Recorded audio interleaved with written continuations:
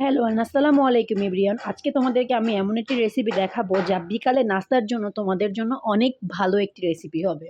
কারণ বিকালবেলা আমরা সবাই চাই একটা মুখরোচক ভাজা পোড়া টাইপের খাবার খেতে। তো যাই হোক এখানে হচ্ছে আমি পেঁয়াজ আর মরিচ ভালো করে ভেজে নিচ্ছিলাম। কারণ এটা দিয়ে আজকে আমি একটা ম্যাজিক করব।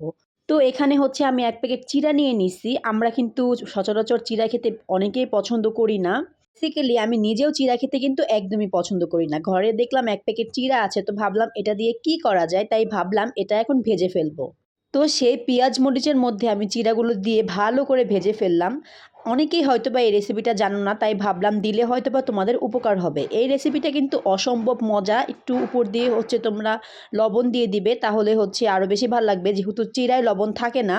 তবে অবশ্যই দেখে নিবে চিড়ায় লবণ আছে কিনা। এই রেসিপিটি বানিয়ে অবশ্যই আমাকে কমেন্ট করে জানাবে তোমাদের কাছে ঠিক কেমন লাগছে। আমার কাছে কিন্তু এটা মজার ছিল। তো যাই হোক সবাই আমার চ্যানেলটা একটু সাবস্ক্রাইব করে দিবে। Thanks for watching.